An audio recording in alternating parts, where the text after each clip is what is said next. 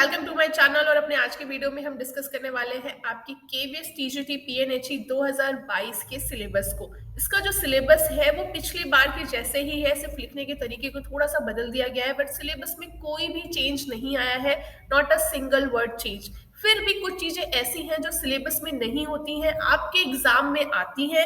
सो इसका ये मतलब नहीं है कि सिलेबस में वो चीज नहीं है तो आपको नहीं पढ़नी है, आपको वो चीजें भी पढ़नी है। बात करें इस वैकेंसी की जो कि है केवीएस टीजीटी पीएनएचई यानी फिजिकल एंड हेल्थ एजुकेशन। तो फिजिकल एंड हेल्थ एजुकेशन इस वैकेंसी का नाम है, इसलिए यहाँ पर आपको फिजिकल एजुकेशन का जो हेल्थ एजुकेशन वाला पोर्शन है उस पर थोड़ा सा ज्यादा ध्यान देने की जरूरत है, क्योंकि यहाँ पर आपको हेल्थ एजुकेशन के अच्छे खासे क्वेश्चंस मिल जाते हैं। तो अपने आज के वीडियो में हम डिस्कस करेंगे कि आपके केवीएस में सेक्शन ई और सेक्शन बी में कितने क्वेश्चंस आएंगे, उसका सिलेबस क्या होगा और आप किस पर्टिकुलर सेक्शन से कितने क्वेश्चंस आपके 2018 वाले पेपर में आए थे। तो सबसे पहले जो है हमारा पूरा का पूरा जो पेपर है उसको कुछ सेक्शंस में डिवाइड किया गया है। जो पहला पार्ट है वो है आपका लैंग्वेज का। लैंग्वेज है आपकी 30 मार्क्स की, जिसमें जनरल इंग्लिश है 15 नंबर की और जनरल हिंदी है 15 मार्क्स की। अगर आप पिछली बार यानी 2018 वाले पेपर को देखेंगे तो वहां पर आप ये देख पाएंगे कि इंग्लिश और हिंदी के क्वेश्चंस बहुत ज्यादा टफ नहीं थे। जैसा कि यहाँ पे लिखा हुआ है, reading comprehension, word power, grammar and uses, सिर्फ इतना ही आता है कि बहुत बेसिक सी हिंदी और इंग्लिश आती है। तो ये बेसिक हिंदी इंग्लिश अगर आप DSSB के लिए प्रिपेयर कर रहे हैं या फिर आपने कोई बुक DSSB की फर्स्ट पेपर के लिए ली है तो उसी से आपका काम चल जाएगा, आपको कोई भी एक्स्ट्रा बुक इसके लिए लेने की जरूरत नहीं है। तो ये तो हो गई आपकी लैंग्वेज की बात। फिर है आपका पार्ट 2, जिसमें आपका general awareness, reasoning and proficiency in computer लिखा हुआ है। लेकिन यहाँ पर एक चीज है, थोड़ा सा चेंज आ गया है कि इस बार जो जनरल नॉलेज होगी वो आपके सब्जेक्ट से रिलेटेड होगी, यानी इसमें आएंगे आपके स्पोर्ट्स की चीजें। लिखा तो ऐसा है, पिछली बार ऐसा नहीं था। पिछली बार जो जीए पूछा गया था उसमें आपकी जनरल चीजें ही पूछी गई थी, जैसे यूएनडीपी में क्या है या फिर कौन सा बांध किधर पाया जाता है, हिस्ट्री से कुछ क्वेश्चंस थे। बट इस बार ऐसा लिखा है कि ये आपके ही सब्जेक्ट से पूछा जाएगा। सो ये आपके स्पोर्ट्स से आएगा, जैसे कि रिसेंट में अगर फीफा वर्ल्ड कप चल रहा है तो उसके बारे में कुछ क्वेश्चंस पूछ सकते हैं। आईसीसी जो वर्ल्ड कप हुआ है 2020 उसके बारे में क्वेश्चंस पूछ सकते हैं। तो अगर आपको इसकी प्रिपरेशन करनी है तो आपको बहुत ज्यादा एक्स्ट्रा एफर्ट करने की जरूरत नहीं है। रिसेंट में जो भी चीजें चल रही हैं आप सिर्फ उनके बारे में थोड़ी सी न्यूज निकाल लीजिए, चाहे वो आप गूगल से निकाल लीजिए या फिर न्यूज़पेपर में भी अगर आपने पढ़ा है तो आपका काम चल जाएगा, बहुत ज्यादा टफ नहीं आता है। रीजनिंग की बात करें तो पहले ये 10 क्वेश्चंस थे, वो भी बहुत ज्यादा टफ नहीं थे। उसमें कुछ जो क्वेश्चंस थे वो आपकी एनालॉजी यानी आपके डायग्राम बेस्ड थे। कुछ क्वेश्चंस में ऐसा रहता है कि सीरीज वाले क्वेश्चंस होते हैं, तो बस इतना ही है, बहुत ज्यादा टफ रीजनिंग भी आपको नहीं मिलती है।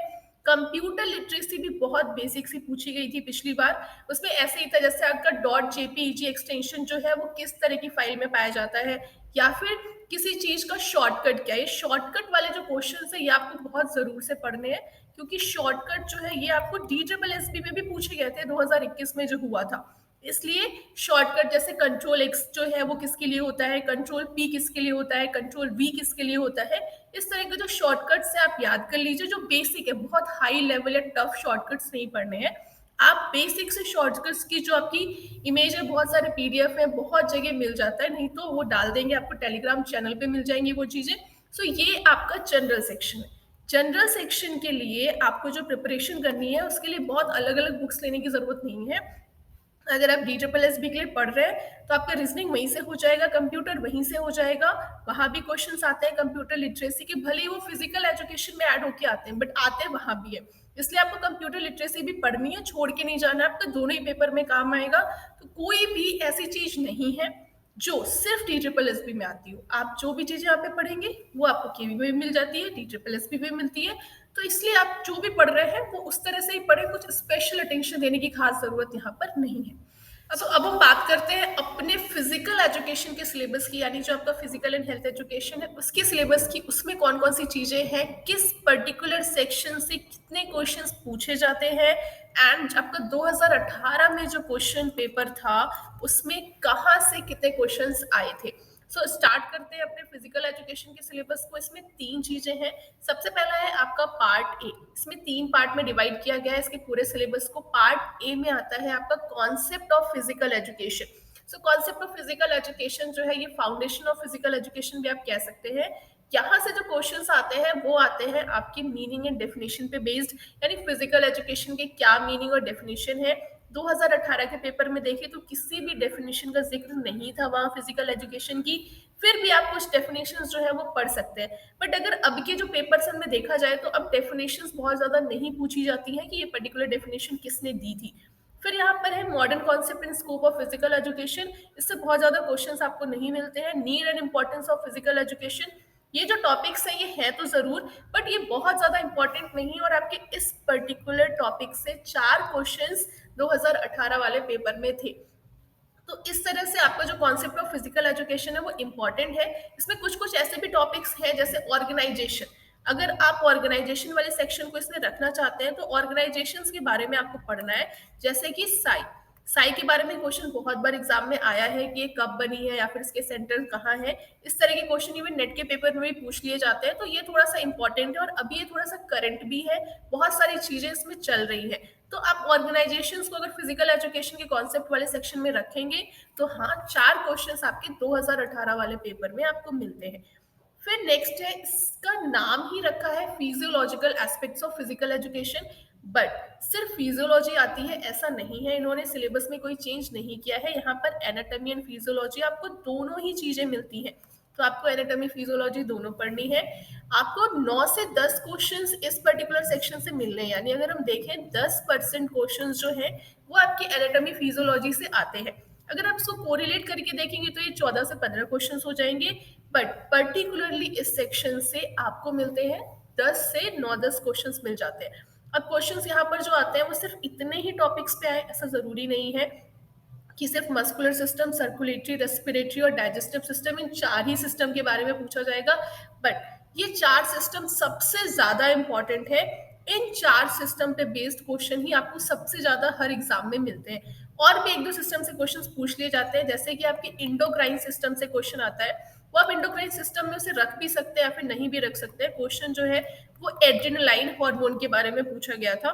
सो इस तरह से कुछ चीजें जो है वो इधर उधर से भी आ जाती हैं, बट ये जो 4 चीजें हैं ना, muscular system, circulatory, respiratory, digestive, ये 4 तो आपको बहुत ही अच्छे से पढ़ने हैं। अगर आपने इतने अच्छे से पढ़ लिया तो कम से कम 7 से 8 क्वेश्चन तो आप आराम से करके आ जाएंगे। तो ये है आपका एनाटॉमी एंड फिजियोलॉजी वाला, जिसमें से 8 से 9 क्वेश्चन आपके 2018 वाले पेपर में आए थे।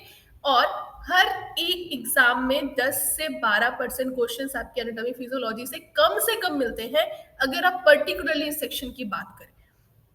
फिर है हमारा psychological aspects of physical education. इसके लिए जो बेस्ट बुक है, या फिर अगर आपको पढ़ना है तो आप क्लास 12th की फिजिकल एजुकेशन की बुक का जो साइकोलॉजी वाला चैप्टर है, अगर आप वो पढ़ते हैं, पिछली बार जो है साइकोलॉजी से 14 क्वेश्चंस आए थे, मतलब 14 इज टू मच।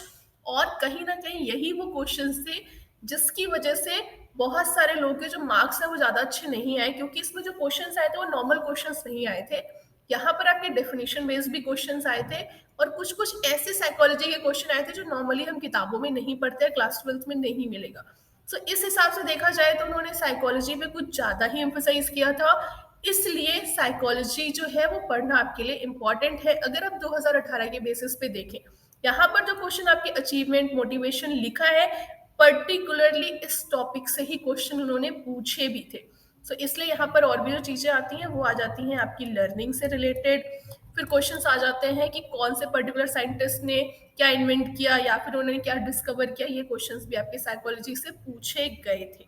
सो इसलिए आपका ये टॉपिक जो है थोड़ा ज्यादा इंपॉर्टेंट हो जाता है। फिर क्वेश्चन है physical fitness and wellness. Physical fitness and wellness से जो क्वेश्चंस आए थे वो आपके 4 से 5 क्वेश्चन आते हैं, जिसमें क्वेश्चन पूछ लिया जाता है कि फिजिकल फिटनेस क्या है, या फिर इसके कंपोनेंट के बारे में पूछते हैं। ये क्वेश्चन भी आ जाता है कि फिटनेस डेवलपमेंट के लिए कौन सी एक्टिविटी जो है वो अच्छी होती है, और इसके प्रिंसिपल्स के बारे में भी क्वेश्चंस आते हैं। तो फिजिकल फिटनेस एंड वेलनेस जो है वो आपको मिल जाता है क्लास 11th की बुक में, अगर आप सीबीएसई बोर्ड की बुक देखें, और वहां पर जो चीजें मिलती है उतनी इनफ है। बाकी आप थोड़े बहुत क्वेश्चन पेपर जो सॉल्व करेंगे वहां पर आपको ऐसे क्वेश्चंस मिल जाएंगे जहां से आपके फिजिकल फिटनेस एंड बैलेंस वाले टॉपिक जो है वो कवर हो जाएंगे। सो ये आपके लिए बहुत टफ टॉपिक नहीं है, और अगर देखा जाए तो उस हिसाब से इसका वेटेज भी बहुत ज्यादा नहीं है, आपके 100 नंबर।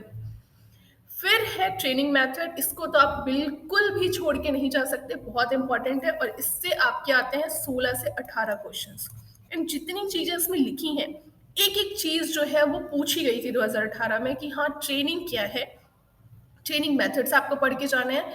और क्लास 12th की जो ट्रेनिंग वाली बुक है, मतलब उसमें जो चैप्टर है ट्रेनिंग मेथड्स का, ट्रेनिंग इन स्पोर्ट्स का, उससे ही आपको कम से कम 10 से 12 चीजें मिलेंगी जो उस किताब में है।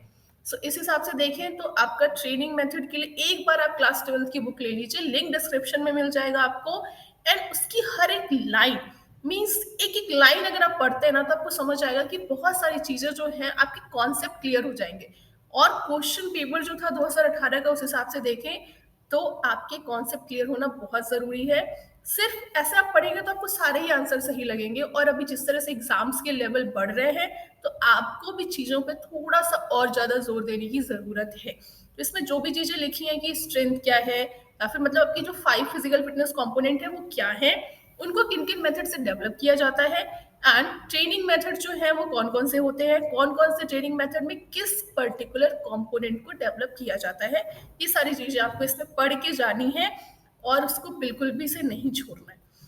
फिर हमारा नेक्स्ट है sociological aspects of physical education. हाँ, इससे भी आपके क्वेश्चन आए थे, 5 क्वेश्चन आए थे सोशियोलॉजी से।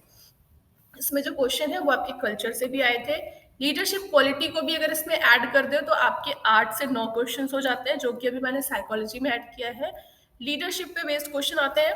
सोशियोलॉजी में क्वेश्चन आते हैं जैसे ग्रुप कोहिजन क्या है, कोई भी इंडिविजुअल किसी ग्रुप से अलग है तो उसको क्या बोलेंगे, इस तरह से कुछ कुछ क्वेश्चन है सोशियोलॉजी के। बहुत ज्यादा टफ नहीं है, लेकिन आप बेसिक सोशियोलॉजी भी पढ़ेंगे तो आपके आंसर्स उसमें आपको मिल जाएंगे। और sociological aspects of physical education जो है वो केवी में थोड़े से ज्यादा आते हैं। बाकी आप दूसरे में देखेंगे तो सोशियोलॉजी में बेस बहुत ज्यादा क्वेश्चंस आपको नहीं मिलते हैं। सो ये थोड़ा सा यहाँ पर अलग है। फिर है आपका पार्ट बी जो है गेम्स एंड स्पोर्ट्स। अब गेम्स एंड स्पोर्ट्स वाले में क्या है कि आपका पूरा एक सेक्शन है पार्ट बी, और इससे आपके कितने क्वेश्चंस आते हैं, इससे आते हैं आपके 19 से लेके 22 के अराउंड क्वेश्चन, जो कि पिछले पेपर्स के हिसाब से देखा जाए। अब आपके ऑलमोस्ट 20% जो है, यानी 1/5 ऑफ द होल एग्जाम जो है वो गेम्स एंड स्पोर्ट्स कवर कर रहा है। तो आप इसको तो बिल्कुल भी इग्नोर नहीं कर सकते। एंड ये हर एक एग्जाम का अच्छा खासा पोर्शन कवर करता है। अब इसमें क्वेश्चन किसी ने कमेंट सेक्शन में पूछा था कि कौन कौन सी चीजें पूछी जाती हैं, तो यहाँ पे जो लिखा है history of games and sports, हर एक गेम्स की हिस्ट्री और स्पोर्ट्स जो है गेम्स की आपको याद करना तो मतलब बहुत ज्यादा टफ है। बट आपको ना कुछ कुछ बेसिक चीजें याद रखनी है, जैसे फीफा है, फीबा है, जो भी ऑर्गेनाइजेशन है बड़ी बड़ी, इनका हेडक्वार्टर कहाँ है, ये बनी कब थी, या फिर इनके अगर कोई भी वर्ल्ड कप होते हैं तो वो कब शुरू हुए थे। तो ये चीज आपको पढ़नी है हिस्ट्री में। उसके बाद इसमें जो चीजें आपको पढ़नी है गेम्स एंड स्पोर्ट्स में, आपको ओलंपिक्स पढ़ना है, विंटर और समर दोनों पढ़ने हैं। यूथ ओलंपिक्स के बारे में क्वेश्चन 2018 में पूछा गया था, सो वो भी आपको लिखना है। कॉमनवेल्थ गेम, एशियन गेम्स, ये सारी चीजें आपको इसमें से पढ़नी है, वो इसमें से ही आती हैं। उसके बाद आपके कुछ गेम्स हैं, गेम्स जो है आपके 6 से 7 गेम्स है, जैसे हॉकी है, लॉन टेनिस है। लॉन टेनिस में 3 से 4 क्वेश्चन आए थे और अच्छे खासे आए थे। मतलब उसमें ऐसा पूछा गया था कि ये पर्टिकुलर जो है वो किस ग्राउंड पे होता है, मतलब उनके जो कोर्ट है वो अलग अलग तरह के कोर्ट होते हैं, जो अलग अलग तरह के उनके टूर्नामेंट्स होते हैं। तो वो क्वेश्चन आपसे पूछे गए थे, इसलिए आपको थोड़ा सा ज्यादा अच्छे से पढ़ने की जरूरत है गेम्स एंड स्पोर्ट्स वाले चैप्टर को। यहाँ पर आपको 5 से 6 गेम तो पढ़ के जाने हैं, और इन पे बेस्ड क्वेश्चन ही सबसे ज्यादा पूछे गए हैं।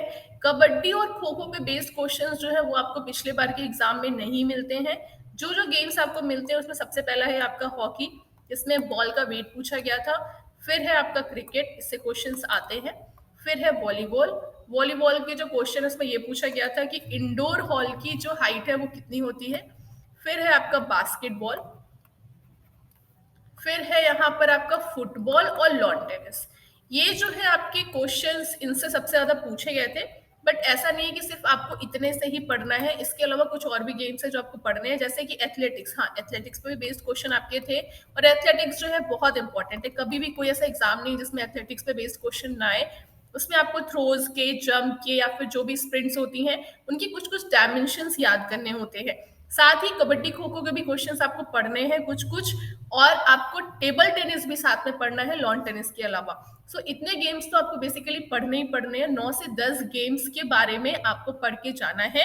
और उनकी टर्मिनोलॉजी के बारे में पता होना चाहिए, टूर्नामेंट्स के बारे में पढ़ना है, वेन्यूज। यहाँ पर एक क्वेश्चन आपका स्टेडियम पे बेस्ड भी आया था कि कौन सा स्टेडियम जो है वो कहाँ पर है, तो इसलिए आपको ये चीज भी इसमें पढ़नी है। ये चीजें आप नोट डाउन कर लीजिए कि हाँ ये चीज आपको ढूंढ के तो पढ़नी है। इसके अलावा जो क्वेश्चन इससे आता है वो आ सकता है, पिछली बार नहीं आया था, कौन सी पर्टिकुलर बुक किस राइटर या फिर किस स्पोर्ट्स पर्सन के ऊपर लिखी है या फिर उन्होंने लिखी है।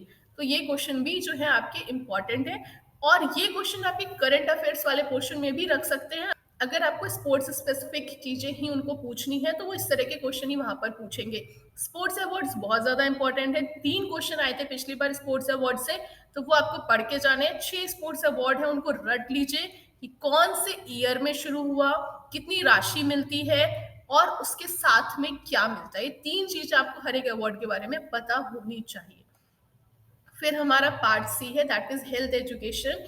और हेल्थ एजुकेशन एक ऐसा पोर्शन है जो कि सबसे ज्यादा मार्क्स आपका इसमें कंट्रीब्यूट करता है, जो कि है आपके 23 से 25, यानी 25% पोर्शन जो है वो आपका हेल्थ एजुकेशन का है।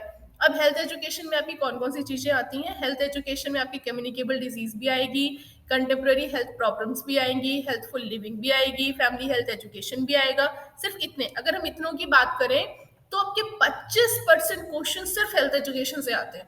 तो इसलिए हेल्थ एजुकेशन एक ऐसा टॉपिक है जिसको आपको बहुत अच्छे से पढ़ के जाना है। हेल्थ एजुकेशन में आपके इन्वायरमेंट के भी 4 से 5 क्वेश्चन है, जो इन्वायरमेंटल एजुकेशन है या फिर इन्वायरमेंटल साइंस कह सकते हैं, उनमें से भी आपके क्वेश्चन जो है वो हेल्थ एजुकेशन में ही आएंगे। सो आपका 25%, 100 में से 25 क्वेश्चन आपके हेल्थ एजुकेशन से ही आते हैं। इसलिए इस पोर्शन को आपको बहुत ही ज्यादा अच्छे से पढ़ के जाना है। फिर आपका लास्ट है यहाँ पर फिजिकल एजुकेशन में prevention and first aid injury for common sports injuries.